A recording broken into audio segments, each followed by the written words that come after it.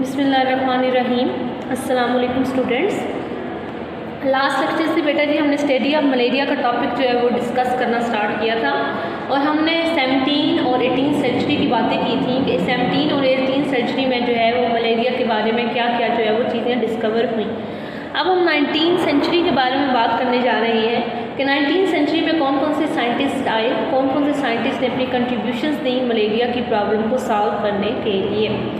अब जब प्रीवियस सारे नॉलेज को इकट्ठा करें, जब लोगों ने ये ऑब्ज़र्व किया कि पिछले वाले साइंटिस्ट ने, पिछले वाले फिजिशियन ने क्या क्या चीज़ों को, कौन कौन सी चीज़ों को ऑब्ज़र्व किया, तो 19th सेंचुरी में साइंटिस्ट ने जनरल ऑब्जर्वेशंस की जितनी भी प्रीवियस नॉलेज थी उसको देख के, उसको पढ़ के जनरली जो है वो ऑब्जर्वेशन, 4 मेन ऑब्जर्वेशन बनाई मलेरिया के बारे में। पहली ऑब्जर्वेशन क्या थी जी? ऑब्जर्वेशन सबसे पहले जो है हम स्टेप बेटा जी पढ़ने जा रहे हैं वो है जी हमारे पास क्या, ऑब्जर्वेशंस। 19th सेंचुरी में बनने वाली ऑब्जर्वेशंस क्या थी?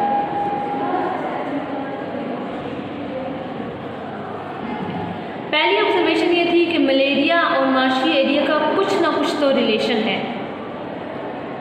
मलेरिया और माशी एरिया का कुछ ना कुछ तो रिलेशन है कि माशी एरियाज़ में ही ये बीमारी क्यों ज़्यादा मिली, माशी एरियाज़ में रहने वाले लोगों को क्यों ज़्यादा मलेरिया हुआ, एक बात। दूसरी ये बात कि क्योनिन जो है वो ज़्यादा इफ़ेक्टिव ड्रग्स साबित हुई मलेरिया को ट्रीट करने के लिए। तीसरी ये बात कि मार्शी वाटर पीने से जो है वो मलेरिया काज नहीं हुआ।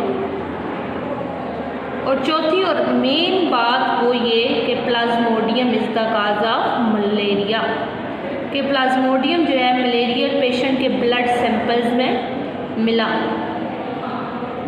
ये 4 ऑब्जर्वेशंस जो है वो बनती हैं प्रीवियस नॉलेज की बेस पे कि मलेरिया और माशी एरियाज़ का कुछ ना कुछ तो रिलेशन है।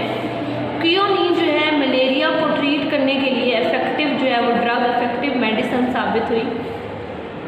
और माशी पानी पीने से, दलदली पानी पीने से जो है वो मलेरिया नहीं होता।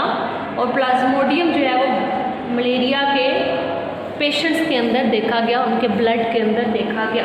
अब बच्चे ऑब्जर्वेशंस के बाद अगर आपको याद हो तो सेकंड स्टेप क्या था? सेकंड स्टेप था हाइपोथेसिस, कि जितनी भी ऑब्जर्वेशंस है इनको निचोड़ के एक स्टेटमेंट की फॉर्म में एक्सप्लेन करना, that is called the hypothesis. चारों ऑब्जर्वेशन जितनी भी नॉलेज है उससे यही निचोड़ निकलता है, Plasmodium is the cause of malaria, कि प्लाज्मोडियम ही जो है वो मलेरिया का काज बनता है, प्लाज्मोडियम ही मेन वजह है मलेरिया की बीमारी की। हाइपोथेसिस के बाद बेटा जी नेक्स्ट स्टेप होता है हमारे पास, रिवाइज करें ज़रा, क्या? डिडक्शन। डिडक्शन में अगर बेटा जी अगर आपको याद हो तो डिडक्शन में हम इफ़ एंड देन की लॉजिक यूज़ करते हैं कि इसी हाइपोथेसिस में हम लॉजिकल रीजनिंग जो है वो इम्प्लाई करते हैं कि कौन सी लॉजिक क्या है कि Plasmodium is the cause of malaria. तो हमने कहा कि if Plasmodium is the cause of malaria, अगर प्लाज्मोडियम मलेरिया की काज है देन सारे के सारे मलेरिया पेशेंट्स के ब्लड के अंदर प्लाज्मोडियम पाया जाना चाहिए, उनके ब्लड के अंदर जो है वो प्लाज्मोडियम होना चाहिए। प्लाज्मोडियम की प्रेजेंस जो है वो नेसेसरी है, एसेंशियल है मलेरिया की बीमारी के लिए। तो इफ़ एंड देन की लॉजिक हमने डिडक्शन में इम्प्लाई कर दी।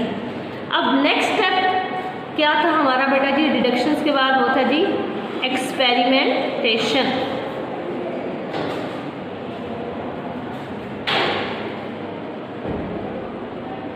एक्सपेरिमेंटेशन में अगर बेटा जी सबसे पहले मैं एक बात बता दूं कि साइंस में जब भी एक्सपेरिमेंट्स किए जाते हैं तो हमेशा कंट्रोल्ड एक्सपेरिमेंट किए जाते हैं।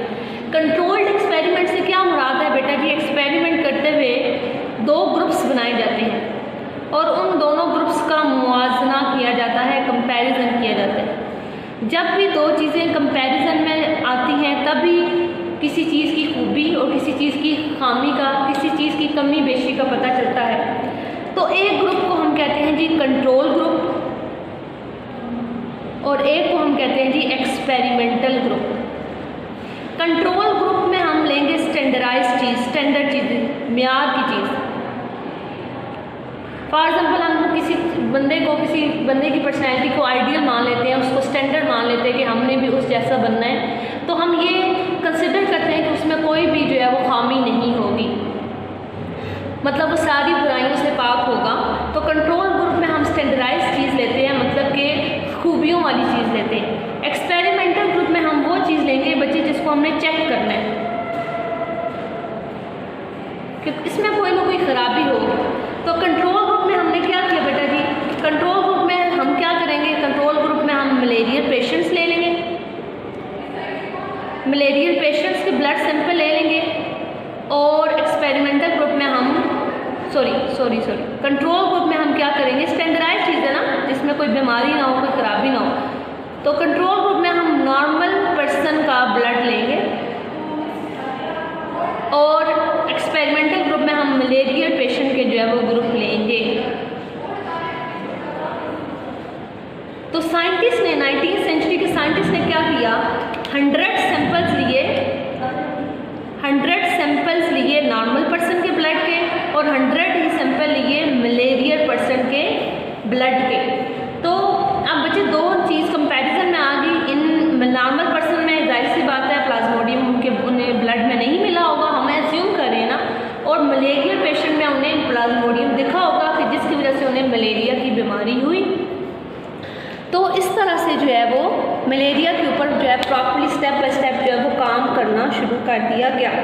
अब अगर मैं ये कहूँ कि इन एक्सपेरिमेंट्स का क्या रिजल्ट निकलेगा, तो बच्चे इस एक्सपेरिमेंट का यही रिजल्ट निकलेगा ना कि हम यही एज्यूम करेंगे। रिजल्ट क्या है बेटा जी, हम यही एज्यूम करेंगे जी कि नॉर्मल पर्सन के 100 सैंपल में हमें कोई प्लाज्मोडियम नहीं मिलेगा और मलेरियल पेशेंट्स के 100 सैंपल्स में हमें प्लाज्मोडियम उनके ब्लड में दिखेगा। लेकिन इंटरेस्टिंग बात यह है कि हमें हमारी तवक्कुआत से हट के रिजल्ट्स मिले। ये ज़रा मिस्ट्री, हम ज़रा सस्पेंस बरकरार रखते हैं, इसको हम नेक्स्ट लेक्चर में करेंगे। होप सो स्टूडेंट्स कि आपको मलेरिया की हिस्ट्री जो है वो समझ आ रही हो। ओके स्टूडेंट्स, अल्लाह हाफिज़।